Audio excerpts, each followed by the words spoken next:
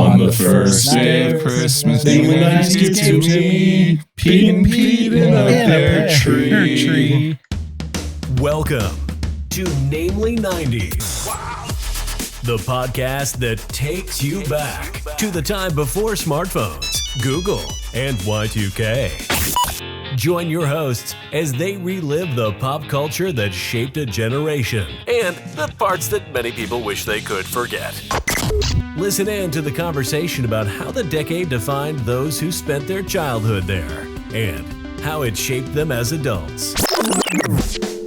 So, turn down the grunge and dial up the internet. Let's get started. It's time for Namely 90s. That's right. You're listening to Namely 90s. My name's Andrew, and over there's Brandon. That's me. You can find us online at namely90s.com or on Instagram at namely90s with the 90s. You can also find the show on YouTube every Monday at youtube.com/@namely90s. And if you'd like to support the show, head over to our Patreon page at patreon.com/namely90s, also with the 90s. And, welcome. It is finally that time. It is the first day or first episode of the fourth annual 12 Days of Christmas specials, where we look back on holiday-themed episodes of 90s television with special podcast guests like... This year, Andrew's just going to do all the introductions. Well, I just talked so much. Anyway, we welcome back fan favorite returning guest Chase Keys and Emmy Zero from SNEScapades. Hello. Welcome back. Thank you. It is good to be back. It's wonderful to be back for the third year in a row, I believe. To talk about 90s TV with y'all. I just want to say really quick, you said, it sounded like you said fan favorite. Are you saying that like you've only got one fan and they like us, or there's only one fan of yours that actually likes us? Fan favorite. No, it's just the one. Okay. And they do like you. Okay, great. Bit, so. Well, to that fan, I say, bite my nose hair. Literally tens of people asked to have. No, I don't know. We almost didn't do this. It's year 4. We kind of talked about it. It was like, ooh, gosh, do we, don't we? But it's like, you kind of have to if we're still doing the podcast. And well, we are. So here we are. You guys got to be running out of Christmas specials at this point, right? Oh, you would no. Never. There are so many horrible 90s Christmas specials that will never run dry. I haven't listened. Forgive me. I haven't listened to every Christmas special you guys have done. So I don't know all of them off the top of my head. Did you guys ever do the Sonic one? You should do that one. No, we haven't done the Sonic one yet. It's should we save it for you for next year, or I guess so. We kind of staked out the territory on that one. Deeply strange and like extremely like against the spirit of the season ending to that one, I think. So exciting times. Is that the good Sonic cartoon or the bad Sonic cartoon? It's the one that is like a like very, very like C tier Looney Tunes ripoff with Sonic characters. So the one that gave us the chili dogs and the bubble gum on the shoes and the robot ostrich that talks like this. Oh. So, as somebody who is very not versed in Sonic the Hedgehog, there's a good Sonic the Hedgehog cartoon? Yeah. So basically, in the 90s, they simultaneously produced 2 very different Sonic the Hedgehog cartoons. One of them was like a gag-filled comedy show for kids that was not very well done. And the other one was like a Saturday morning, like, action cartoon with like a little bit more story and characterization, and it basically was the thing that like the very, very long running Sonic like Archie comics series kind of spun out of. So it has a much longer legacy. Okay. I don't know that you'd say either of these is actually like good in any kind of like literal way, but yeah, there's two really different Sonic cartoons from the 90s. Okay. One was objectively that better is than the certainly other true. in a Yes, relative sense. That is certainly Yeah. true. Right. I guess Sonic has that over Mario then, who had no good cartoons in the 90s. What I remember. Yeah, I mean, they didn't have good cartoons, but boy, did I watch the adventures of Super Mario Brothers 3 and for sure. Super Mario World. Had to hunt it down, though. We always appreciate a recommendation for horrible television because it makes for good podcasting. Whether we do that one, or whether we are the people on that one or not, I definitely recommend doing it because it's some wild garbage for sure. Well, I mean, as of our recording right now, this year we're doing in order. In order, the people that we record with are going to be the order of release. So who knows? Maybe we will get to it this year. Maybe we'll only get to 6 episodes this year for the 12 Days of Christmas special. I would like to say I'm off to a strong start. I watched it more than an hour before we started. I've never recorded a holiday special when it was this warm weird, out. Isn't it? But we also started earlier than usual this year, did we not? Quite a bit, actually. We started in October last year. I think we got 3 in because we tried to do. I think we did 4 a month, which didn't really help last year. I hope you guys didn't start early, like because of me, because I know I sent you a message on Instagram like, "Hey, you guys doing this year?" No, I don't think we did do it early because of that. I mean, we just kind of thought, I don't know. It was usually by episode 9, my wife wants to kill me. So I was like, let's spread it out. No, your message was definitely kismet. It was because we had just talked about it the previous recording session, which was like 2 or 3 days earlier. And I think you messaged me on a Monday and I'm just like, I sent my Quotely 90s over to the Insanely Dangerous Retro Pod show. Now I need to work on getting people booked for this so it feels like I'm actually doing something. And you messaged and I was like, yes, I don't have to do more work today. Recruiting people. Glad I could help. Yeah, I appreciated that. And it got the ball rolling. We have 2 guests booked so far and a third pending. So we're a quarter of the way into this. Just got to get 9 more guests. And yay past us for doing, or yay future, go future Brandon and Andrew for getting all those people booked. It's complicated. It's truly a global sensation. So we have people we're recording with who are on different continents, and that makes it a bit more challenging. But the 2 of you are great because you're in our time zone. I think you're usually one of the only people that are on the West Coast that record with us. Yeah. Which is nice for us because we don't have to do really random times. Thank you for not saying left coast, my least favorite phrase in the English language. I don't know why, but it does. I didn't mean to take your head of steam away there, Brandon. No, I was just going to go into SNEScapades. Yeah. Oh, right. The thing that our guests do. Yeah. Right. Oh, yeah. That thing. So you've been guests on here. You were day 2 last year. I think you were the final guest in the second year where we watched Power Rangers Zeo. Yeah. Saving the worst Christmas special for last. This was the like after school public service announcement special, right? About how different cultures celebrate holidays differently, and there was no fighting or action. Okay. We learned about the Christmas piñata from Mexico. Was that actually a thing? I'm still not sure if we got punked on that one. I don't know. Yeah, off the top of my head, I'm not sure. The main thing that keeps coming back to me from that one was the very bizarre attempt at Jewish representation in it. What a strange thing. So yeah. You got rid of my menorah. And then last year we did the Christmas episode from Futurama with evil Santa robot, which they did another Christmas episode. Yeah, I guess in the that's new right, run, isn't it? Yeah. So there's now more Christmas Futurama content to be had. Oh yeah. Yeah, I didn't make it all the way through the newest season of Futurama. I have to admit, it was just And it's only 10 episodes, so that's telling you something. I mean, I haven't watched any of it, actually. So, you know, it wasn't the worst.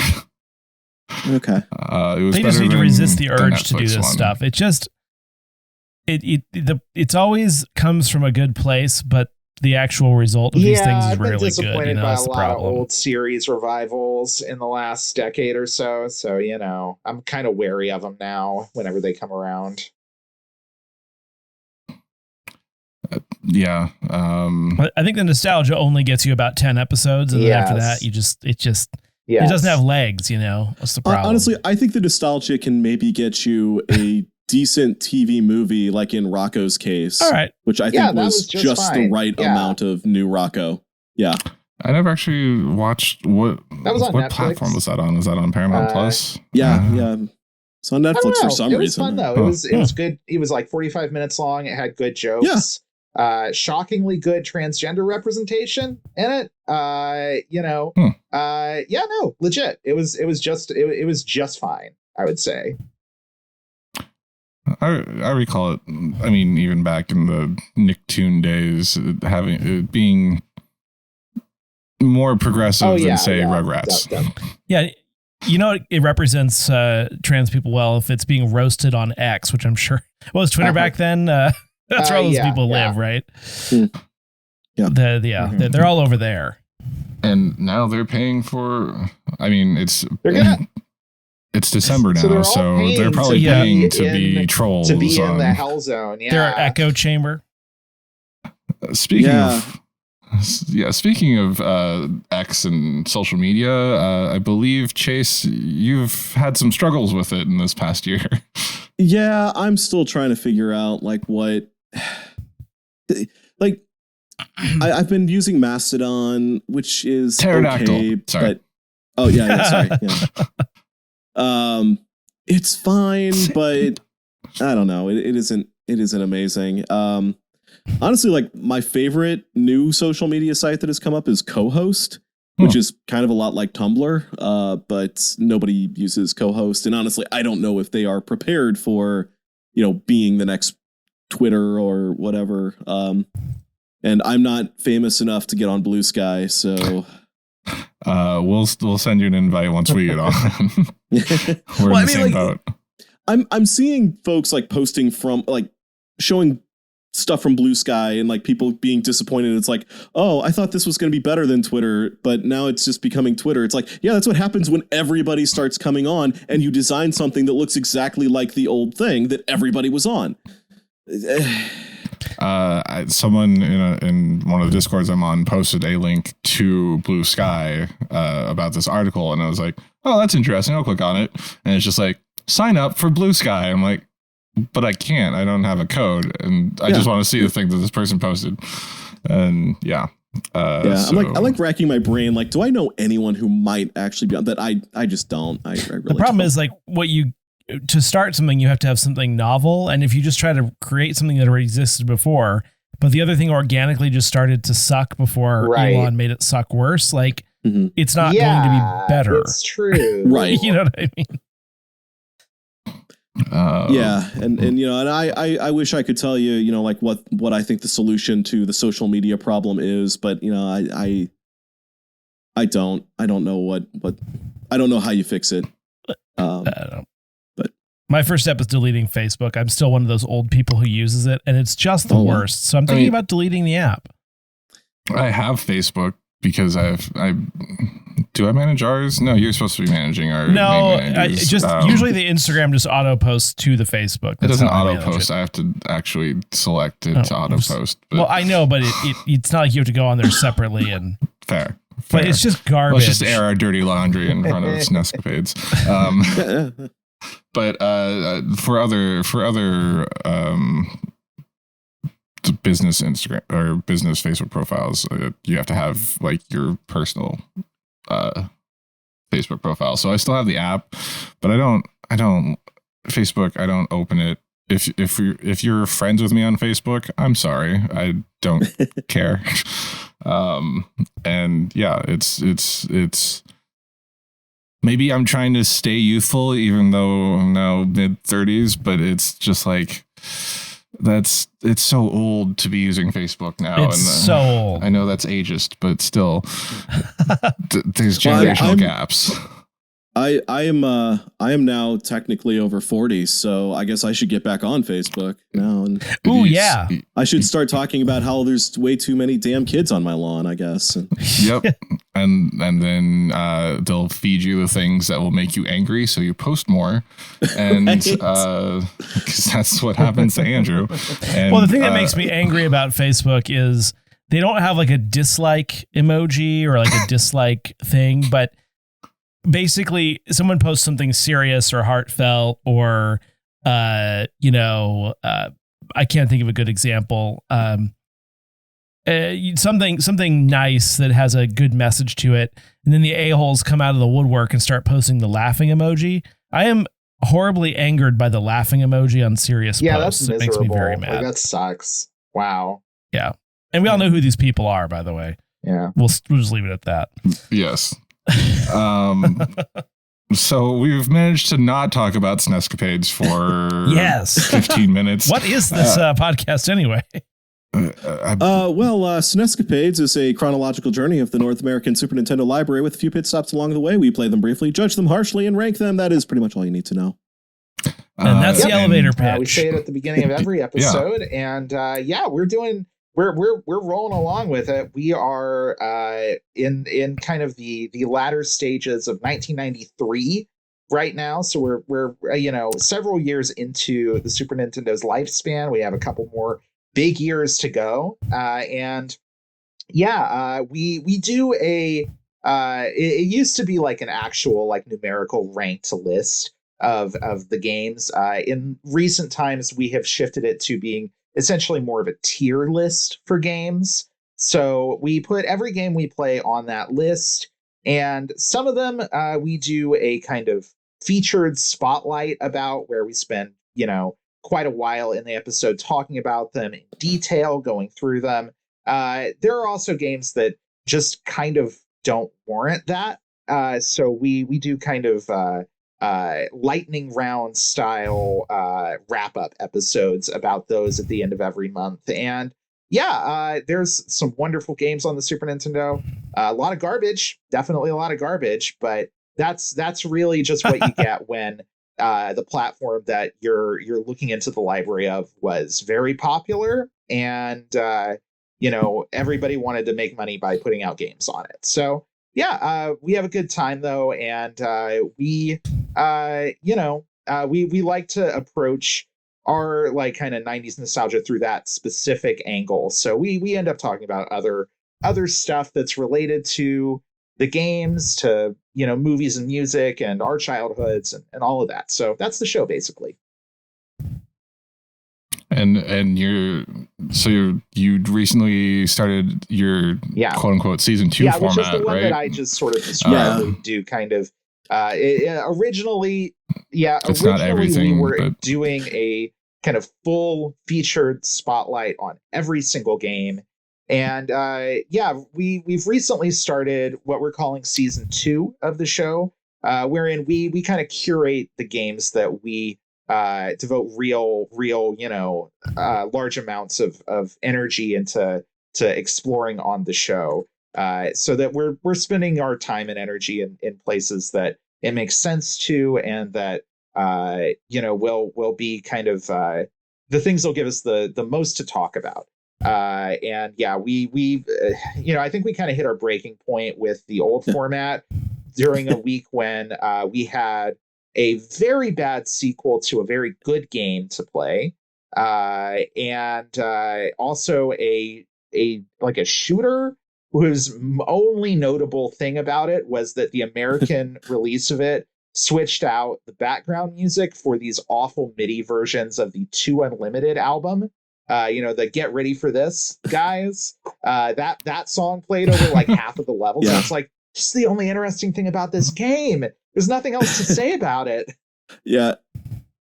I mean, I think I talked about this on the show, but ActRaiser 2 nearly broke me. It really made me consider, like, do I even like games anymore? Yeah. I'm not sure. I'm not so we decided, we're going to start doing what we're calling wrap up episodes, where at the end of a month in the chronology, we're going to talk about the games that we didn't think deserved their own feature episode, and just kind of go through rapid fire. As of this recording, we have not recorded one of those yet, so we still need to see how that actually works out. By the time this episode comes out, maybe we're not even doing that anymore because it failed spectacularly. But just as a little preview of that episode, or I guess it's not a preview because this is going to come out well past whenever that episode does. The Terminator 2 game, only thing notable about it is that the sprite for the Terminator looks exactly like Hank Hill.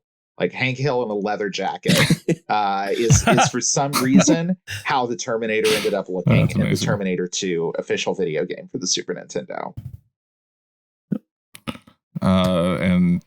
So you have your featured episodes, you have your wrap-up episodes, but you're also still doing Playing with Power episodes as well? Playing with Power is how we kick off each new month of the calendar on our journey through the Super Nintendo library. So when we finish all of 1993, November 1993's games, we'll start December 93, and we'll start that by doing an episode where we read and talk about the Nintendo Power issue for December 1993. So yeah, and we love doing those. Those are so much fun. Yeah, I believe you guys joined us for one of those, right? Yes. It was Street Fighter 2 Turbo was on the cover, wasn't it? Yeah. That sounds about right. Yeah. What was that? September of 93? No. I don't remember which episode, but yes, last year we joined them for an episode, and that was pretty fun. Thank you for being the guinea pigs for that. We've decided that those episodes go so long that we're not going to subject guests to that anymore, but we're going to have a different way of bringing guests onto the show going forward. I'll see, Andrew. We bored them to death. That's excellent. Mission accomplished. Any other projects you want to talk about before we move on to Pete and Pete, or not right now? All right. Before we move on, let us know what your release schedule is and what platforms to find you on. Our release schedule is whenever the heck it's done. We try to get one out, like every other week. And we're on, pretty much all the platforms that I'm aware of. One thing is I don't monetize these, so if anyone's getting ads on those, let me know, because you shouldn't be. It's fair. Other than just YouTube's standard ad algorithm. If you're watching on YouTube, then I don't monetize on YouTube either, so technically you shouldn't be getting ads there either. I do advocate using ad block on YouTube, which I've heard they're going to try and get rid of, but good luck with that, YouTube. Just like Netflix and the password sharing, Yeah, I pay for YouTube Premium because I'm a sucker. Addict for that. What else is there? And they can find you on social media if you're still alive on Instagram. Instagram has decided to not ban me every 5 minutes for right now, so I'm still on Instagram at SNEScapades. I believe I am on co-host at SNEScapades. I'm on Mastodon at SNEScapades at mstdn.social. I'm on Tumblr too, but we don't need to worry about that one.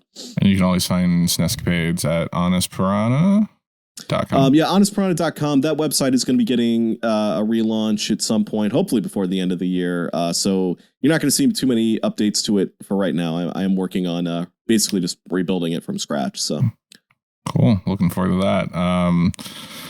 Shall we get into The Adventures of Pete and Pete, which this episode is on? Yes. So we watched season 3, episode 11 of The Adventures of Pete and Pete, which was Oh Christmas Pete. But just for those of you that don't know, The Adventures of Pete and Pete is an American sitcom from Nickelodeon back in the 90s. It focused on two brothers, both named Pete Wrigley, and their humorous and surreal adventures in suburbia among their equally eccentric friends, enemies, and neighbors. This is from Wikipedia.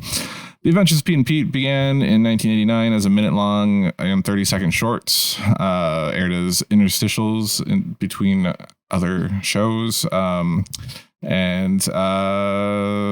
after the popularity of the shorts, it became a regular half-hour series that ran for 3 seasons from 93 to 96. And the reruns still exist out there on like whatever those other like far in the weeds Nickelodeon channels are, like or Teen sorry, Nick. wouldn't you call them repeats? See what you did there. Yeah. Zing. And IGN called it one of the most well-written kid shows ever. First 2 seasons are out on DVD in 2005, and we never saw the 3rd season. Yeah. Any memories of Pete and Pete? Andrew and I, we watched Pete and Pete for our first podcast of horror. Yes, the Halloween one. Yes, I think it was called Halloweeny because Halloween? that rings a bell. Yeah, that one scarred me as a kid. I remember the pumpkin smashers being something I looked out for while we were out trick or treating. But open it to the floor. Adventures Pete and Pete. Please. Yeah. Go ahead. Yeah. This is maybe still to this day one of my favorite shows ever made. This one just really hit. Like it really felt like my experience as a kid. For people who don't know the show, I like to try and describe it as like, what if the Wonder Years was Twin Peaks? And that's a good like what if David Lynch directed the Wonder Years basically and made it like Twin Peaks? This is what you get. It takes place in this hyper reality that like frames everything appropriately. Like bullies are supervillains, but not because they have superpowers, just because that's how you think of them when you're a kid. It's incredibly cleverly written, and and I'm gonna be a little bit biased because I am also a suburban white kid, but so your mileage may vary, but yeah, this show really spoke to me back then, and it really did feel like my childhood was sort of in story form on that show, and it's an incredible show. I love it. I've got the soundtrack, the Polaris soundtrack on vinyl. I believe you have that as well, Brandon. Twice over, yes. Oh, that's right. You got the special limited edition, yeah. Yeah, the record store day release, and then I have the 25th anniversary edition, 20th or 30th anniversary edition. No, it must have been 25th. Anyway, they're more recent pressing of it. Yeah. Yes. Yeah. I got mine a couple of years back, but yeah, it's just an incredible show. I really, really love this show. It is a very special show for me, and I don't know what else I can say about it other than that. It's and for my part, I also watched this show a ton as a kid. I loved the show. I have really vivid memories of the shorts that you mentioned, the little minute and a half things, and also the series of specials that were essentially just episodes of the show that they did as kind of one-offs in kind of the period of time before the show itself, like the with like seasons and all of that came to be. And particularly the summer special was like an iconic part of my childhood. I loved this show. I think it still holds up great. And I really appreciate how like legitimately off kilter a lot of its sensibility is. Like it really feels like people who were kind of just trying to make something specific and unique, getting not much money, but a tiny bit of money to put something on screen. And it's pretty impressive for what they had to work with, that they were able to make something that has held up so well. So yeah, love the show. My only real exposure to it has been the Halloween episode other than this. So yeah, it seems fine. Yeah. Andrew's gotten a specific slice of Pete and Pete. Indeed. And I loved it as a kid. It's for the same reason both of you said. It's interesting. I always said it was an indie comedy for kids before like anything indie was. That is 100% true, though. Mm-hmm. I mean, if you look at like who made this show, it was not really, from my understanding of it, it was not really people who like were, inside the mechanism of, television production in the early 90s making it. It was like a lot of people that were in like the indie music scene actually coming together and making a show. And it has that feel. It really does. So, yeah. Oh yeah. And like the guest stars, like Iggy Pop is Michelle Trachtenberg's dad in this. Nona's dad, and like LL Cool J is there. Adam West is the principal. The principal. Thank you. I was going to say mayor. I'm like, this isn't Quahog. No, I think my favorite guest star might be REM's Michael Stipe in that summer vacation episode where he's playing the very awkward, not Mr. Tasty Ice Cream Man, Mr. Scrummy, I think his name was. Oh. God, I loved that. It's just it because it was from that era of Nickelodeon that like wanted television for kids and that didn't talk down to kids, and like they understood what kids wanted to see, and like they're going through stuff too, and it's not like it's not, hey, let's do stupid voices for 30 minutes. No, it's like, hey, there's a story, and like maybe you feel this too. And it was a good introduction to like what good showmaking can be like. Yeah, there's a show on YouTube I want to shout out really quick called Knickknacks. It's put on by a channel called Pop Arena. They're doing a chronological survey of every show that ever aired on Nickelodeon since its beginning. Wow. And they do occasional the host does occasional pit stops as well, where they will talk about a specific episode from any show that one of their patrons requested.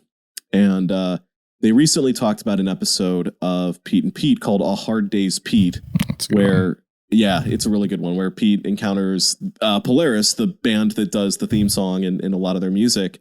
And he hears them singing the song Summer Baby, a somewhat censored version of Summer Baby. Yes.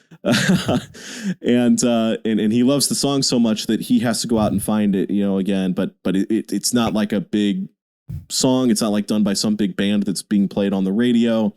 And what they were talking about on Knickknacks was that this show nails vibes. This show gets like vibes that I think a lot of people can relate to, and like the vibe of hearing a song you really like for the first time, knowing that your memory of this is very ephemeral and you've got to find it again before you forget it. And so to kind of segue into this episode, I think this episode opens with a huge vibe, that vibe of like, oh, Christmas just ended, like this big thing that we've all been, that like all the department stores are going all out for. We've been watching all these Christmas specials for weeks now. We're off school. We just got all our presents, and now it's just over. And it's kind of a bummer, so it really nails that vibe too right here, I think. Yeah. It's maybe one of the things the show does the best. And if you're feeling that, don't worry. We're here for you with the 12 Days of Christmas specials running through New Year's Day. Yeah, I mean, in a way, it's kind of an interesting metaphor. Like Christmas ends and then everything gets cleaned. And when things are cluttered and then things are cleaned, they feel like a clean slate, which, of course, is the new year after the horrible hangover, I guess, which we didn't have to experience as kids. And I still don't. Speak for yourself. No. Yeah. But it's true. There's like a beat there after Christmas where it's like, oh, What do we do with ourselves for a week? Yeah, Now, yeah, exactly. I do. So, okay, we'll get into talking, I guess, about like the overall, plot of this episode. But I just want a really quick show of hands from everybody, because I'm curious about whether this is actually a relatable part of the whole deal or not. How fast was your family at taking down the Christmas decorations? Because Pete's family is on it. Like right away, they are on it. Yeah. Boxing Day. Yeah. Yeah, like the last gift is open Yeah. and they just start Did any taking of your down the families actually ornaments. do this? Because mine did not. Like we were lazy as hell about taking that stuff down. It was usually around yeah. the new year for us. Yeah. Yeah. Yeah, So- yeah, no, that is true. Also, how many people actually got real Christmas trees every year? Because we had a fake one that we put up every It year. depended. Yeah. It was a mix. Yeah, through Yeah. my childhood, it was Yeah, it was same kind of here. off and on. Yeah. Yeah. Early childhood, it was like fresh tree. And then, as you get older, you're like, oh, let's just buy a I mean, tree I off of will QVC. say that Or as an Costco. adult, I did Yeah. I did the real tree thing for a few years, and then finally, my partner convinced me to try a fake tree just to see if it would be okay. Never gone back. All fake tree, 100% from there on out. So yeah, Yeah, I feel like if the Wrigleys had a fake tree, that would have but resolved it a lot wouldn't of the have been. conflict It of this wouldn't have been episode. the true Christmas spirit as represented by Yeah. the I actual see. tree, Okay. Yeah, right? but no one covered the fact of how much of a fire hazard this was. Like yeah. the most effective way, I was watching a Mythbusters and they found out the most effective way to spare your tree is by spraying it with hairspray. But like that only further exacerbates the flammability of the tree. Right. Yeah. I'm surprised, especially these like janky 90s lights, which were probably from the 70s, given the age of his Yeah, parents. that's a good point. Like it didn't start Yeah, the they would entire probably be neighborhood really on fire. hot It's lights. shocking. Yeah. But I think this episode's doing a kind of interesting thing. I don't know. How do you want to structure like the discussion? Because I got like an overall like feeling about like what the sort of like I don't know, the conflict of this episode is sort of about, and like why the garbage man, who's the villain of this episode, is here. So Yeah, I mean, the Yeah. plot is fairly straightforward. Little Pete wants to keep Christmas around, so he makes efforts to continue the holiday spirit and cheer, but then for some reason the garbage man like really needs The their garbage tree. man- I'm confused. Like Well, I've never seen the garbage people work this hard. You know what I mean? Yeah. They just like they do not they don't care. The care. garbage man here is more of like he's like a Grinch, basically. He's an anti-Christmas force of nature who seems to have like pseudo supernatural powers, which is interesting. But well, I mean, we get a nice song that explains what the deal is with the garbage man. They say when he was a little boy, he was thrown away like a Christmas toy. Was this the He's- song that sounded like a was take weird. on Johnny Cash's it does Boy sound Named kind of Sue? like that. Yes, that's absolutely Yeah, true. yeah, it's. Yeah. Sorry to interrupt your. Oh no, I don't need to do the entire thing, but like yeah, he hates Christmas because he had a bad childhood and he wants to make everyone miserable. So that is why he enjoys taking everybody's Christmas tree when Christmas is over and crushing them, because he's crushing the Christmas spirit. Did we mention the point of the plot, or like the bones of the plot was Pete wanted Christmas to keep going, so he convinced the entire neighborhood to keep celebrating Christmas day after Christmas occurred. I think it's more like he convinced his family to do it, and then they're going all out for Christmas stuff, and they manage to get their neighborhood sort of involved. Like they keep doing they do a nativity play, I guess, every single day. with just the You don't wise need men. anything else. Just Yes, the yeah. wise men. The most That's secular right, yeah. nativity play Yeah. I've ever seen in my life. Which, Yeah. hey, you know what? I can get behind that. Absolutely. And there's that. There's Santa Yep. Mambos, I guess, in the street.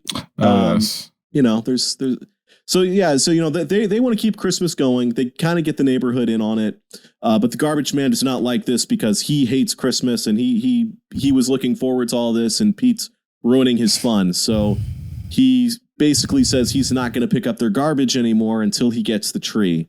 And so Pete has to sort of, keep winning the neighborhood back to his side because everybody wants the tree gone. Everybody wants the garbage gone. His family wants the garbage gone. Yeah, the garbage keeps piling up and up and up on everybody's curbside. Over the course of 2 weeks. And I do want to say, before you send those letters, I'm not trying to say that sanitation workers don't work hard. I just mean they go to your house. If the garbage can is there, they pick it up and they move on to the next house. There will be no extra, like they won't be ringing your doorbell. They won't be arriving at night. They won't be fighting with Santa Claus in your front yard. They will be picking up your garbage if it's by the curb promptly, or they will be driving away and they will still be sending you a Thank you for clearing that up. Respect real garbage people, real sanitation workers. This guy's not one of those, though. He's some kind of eldritch being. He's a lunatic. That actor is doing an incredible job, by the way. He's super good in this episode. Yeah, I had to look him up on IMDb because I was like, okay, what B horror movie series is this guy the primary antagonist of? And he has there's nothing like that. He doesn't have a couple of Martin Scorsese movies. That's like where this guy's at, basically. Like he's not. Yeah, and I'm just like, what? Why hasn't this guy done more? He should have done more. He's very good. I really enjoyed his performance. Like especially like in the scene where Pete knocks him out with a tranquilizer dart, and so he's being threatening while also like trying to shake off being sleepy. It's so good. It's such a great performance. I love it. Can we talk about Pete has alarms, which he claims was for Santa, first off, and he has an automated turret inside of a nutcracker that can shoot tranquilizer darts. Season 3 Little Pete is so much more beyond like season 1 and 2 Little Pete. Like, it's been a climb. I have the DVDs of the first 2 seasons, so I've seen those reasonably recently. I have not seen any of season 3 in a long time, so I kind of forgot that the vibe is a little different. And it's a little more heightened, a little more cartoony, I think, than seasons 1 and 2 in some ways. Yeah, let's not forget though. Little Pete had his own radio station, right? I mean, it's not even like a realistic show, but but like. He took over local airwaves. I hated it a little bit. TV there was a lot of like sound effects, and like every time someone got punched in the boxing scene, it was like a boinging sound. Oh yeah. It was just a little bit like over the top, and I don't know that I could discern a difference between the seasons, but I did notice that. Like I think that kind of stuff is just part of the show's like overall like sensibility, but that there's like kind of a little bit more. I don't know. There is. I think it is things like the turret in the Nutcracker and stuff that is a little bit like I don't know that. I can believe that Pete would, for example, ride his bike across state lines so that he could keep experiencing daylight savings time over and over again, or he would like convince all of the kids in the neighborhood to stay up for days and days to fight the adult conspiracy against kids staying up late, but like, this one, like he wins over for the purposes of the episode, he has to, but he wins over the neighborhood very, very quickly on this. And I think that's more what I mean is like, okay, they've dispensed with some of these sort of like friction he probably would have faced earlier on in order to get to the big kind of battle of wills between him and the episode's villain. So, and like, this is the thing. I don't like Chase and I were talking a little bit before the episode, before this episode started, about how like this was not necessarily like either. This was not my favorite episode of the show. It's not like one of the best episodes, I think, but I would still rather have this than a lot of kids' TV shows, honestly.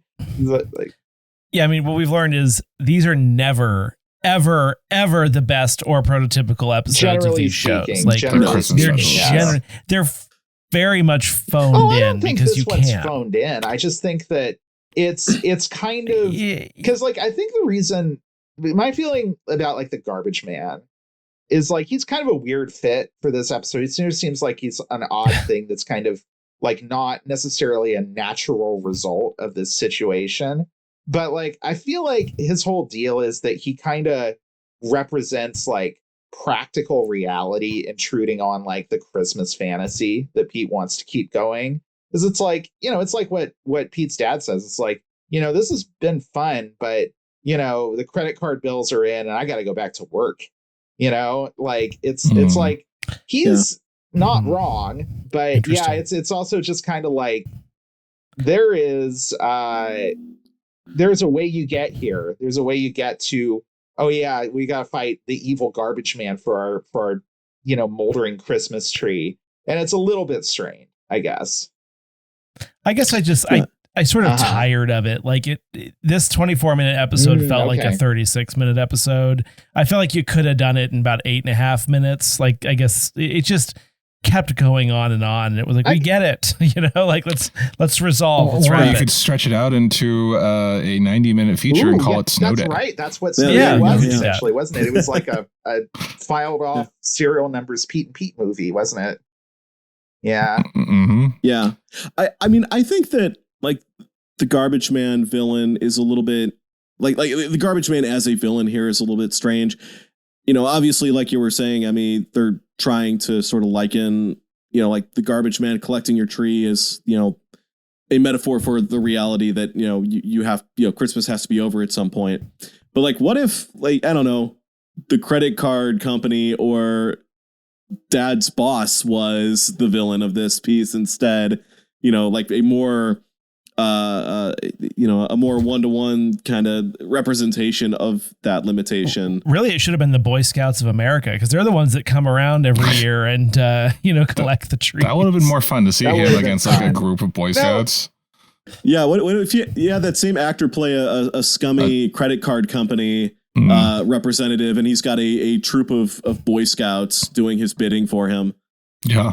Yeah. I wanted to say that I think that Pete and Pete works best when the surrealism is grounded in reality, not reality is personified as an evil villain. I think that's very fair. And like, I think this episode, my suspicion with this episode is that they started with the image that ends the episode, which is eventually all of the garbage piles up into these big sort of, you know, conical shapes. And even though the garbage man gets the tree, Big Pete convinces everybody in the neighborhood to dress up their garbage piles like Christmas trees. And the sight of it, well, they do it secretly. The sight of it melts the garbage man's heart, basically. I think they started with that image and worked backwards to a story that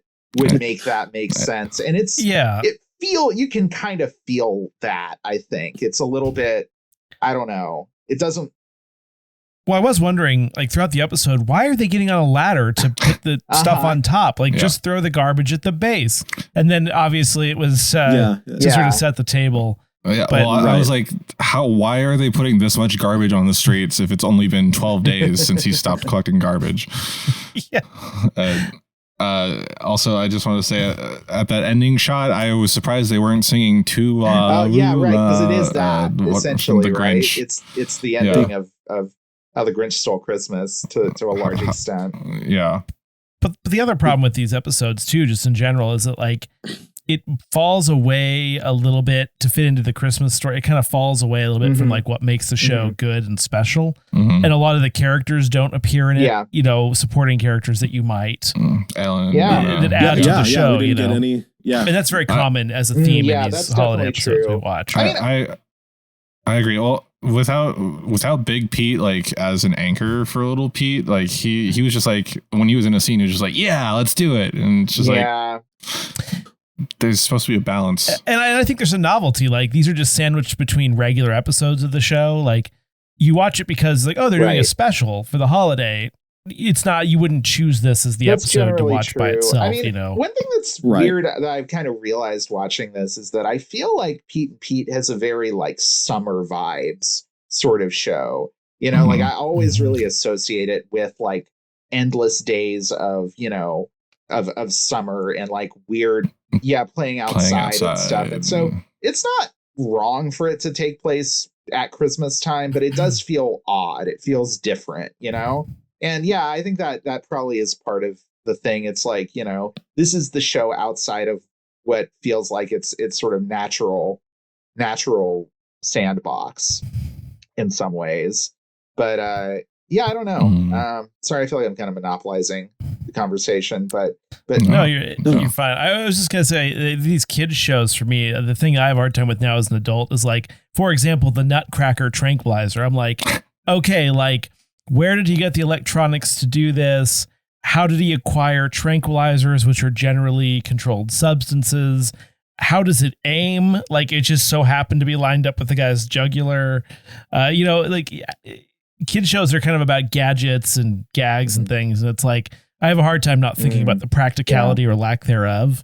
I mean, just a reminder, Andrew, Little Pete has a sentient tattoo. He also on his had arm his own personal, of not at this girl. point, but he did. Yeah, that's true. He also had his own personal superhero for a lot of the show. That's right. I mean, but to be fair, what my wife says, I'm like, I'll say something like, that's just so unbelievable. And she's just like, it's fiction. Like, good point. Well, yeah. I mean, the thing is, like, especially with a show like Pete and Pete, because they do sort of live in this, you know, kind of hyper reality where sometimes things just happen because, like, as a child, you might perceive that this is just a thing that can happen.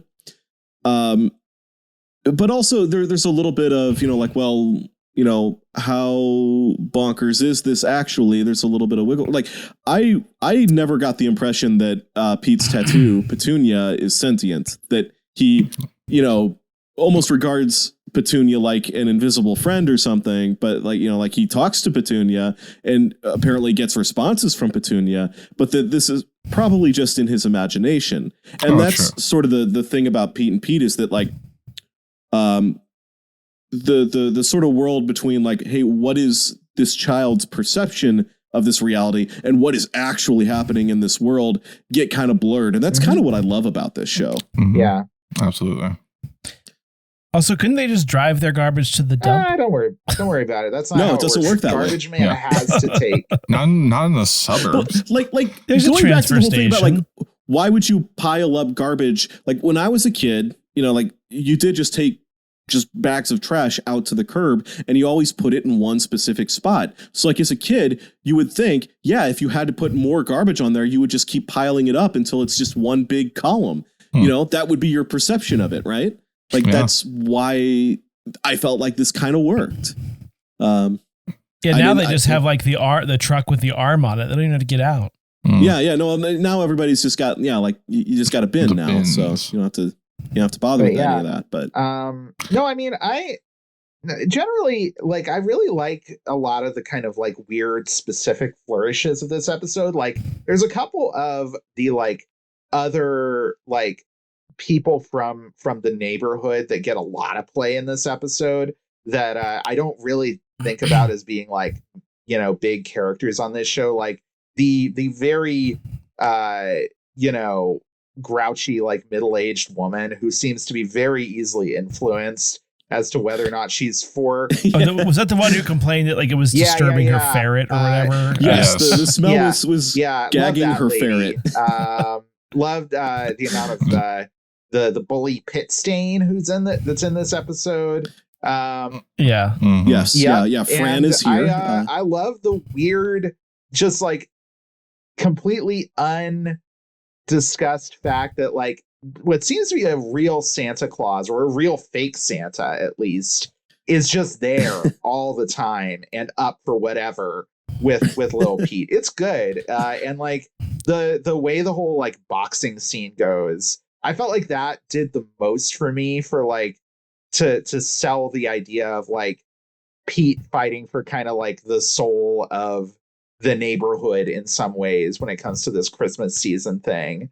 And yeah, like, you know, so like I don't want to get like negative about this episode, because I did actually enjoy this a lot, even though I would say it's not like, the episode of this show that I would give to people if I was only going to give them one episode to watch, I mean, it's my job to be the villain and hate everything. Yeah.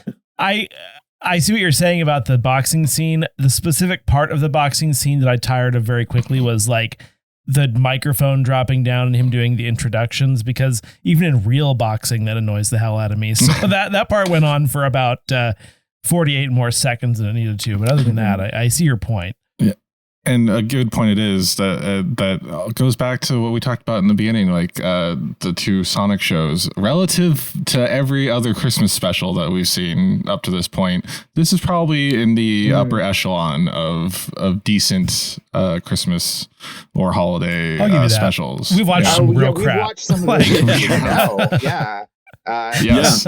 Yeah. So you've been on both like the worst episode and probably one of the better. Yeah, like the Power Rangers one is guilty of many of the things we talked about in the worst way possible.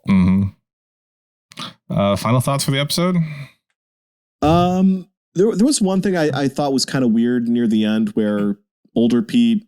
It seems like this is finally going to resolve, like Garbage Man's going to get the tree and everything's going to go back to normal and he's kind of happy, but he feels guilty. He feels like he sold younger Pete out. And I'm like, has he done anything really at this point? No, I don't think he has. Thanks for pointing that out. Definitely try to sell them out. Yeah. Yeah. But like older Pete, all he did was tell Pete to throw in the towel at the boxing match because Santa was very clearly getting his butt handed to him. So he didn't want this poor man dressed as Santa to die in their front yard. Everyone was getting really into the violence too. Like the crowd was going wild, and that's how you know it's a '90s show. The violence. Yeah, it's like I don't know. I think that was just a cliche older town Pete seems thing. like it may be not great, actually. Yeah, they're bloodthirsty. Yes. What's that one lady with the ferret was going nuts? Yeah. Yes. No. Yeah. Other thoughts.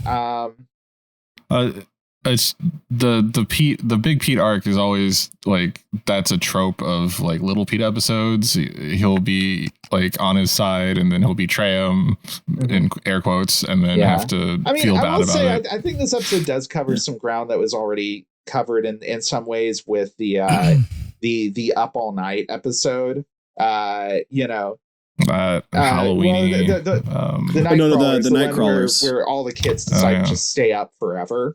I think there's a little bit of overlap there, definitely, but I don't know, the Christmas vibe. I appreciate how strong the Christmas vibe is with this one. I mean, it's like what Chase said, like this is a show that was great at vibes in general. And it's fun to see them work in this space, this almost kind of like,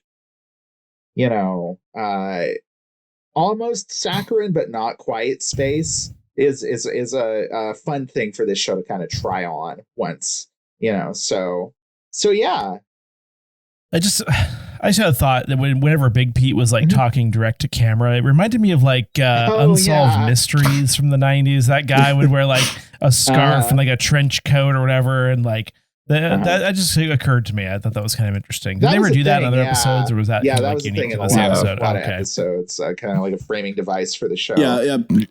You should, yeah. Big Pete often served as the narrator for the show. Also, very wild to see the Magnetic Fields show up as a like credited band in the credits of this one. So yeah.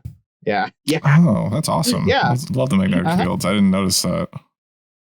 No idea what their contribution to this one was, but it's like, oh yeah, I could not think of it.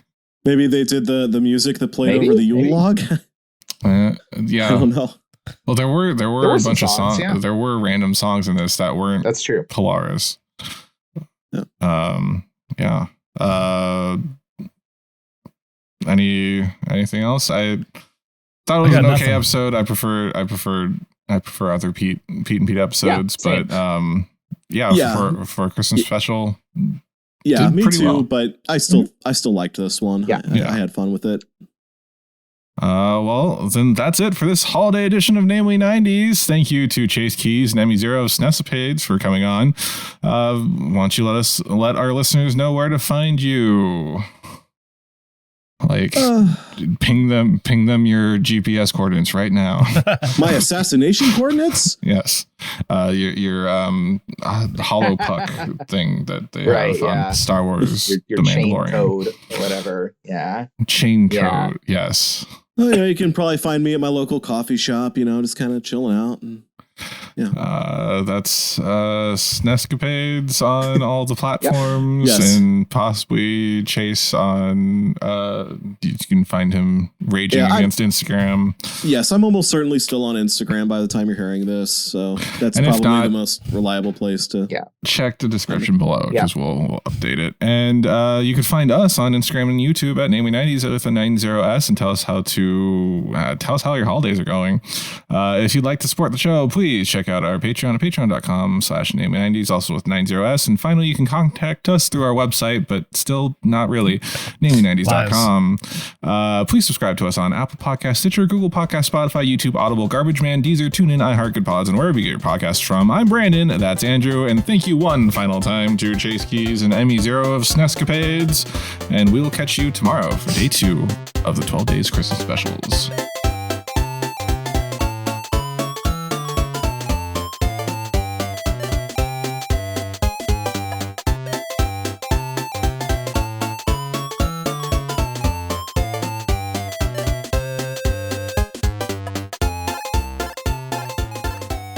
Goodbye. Bye-bye.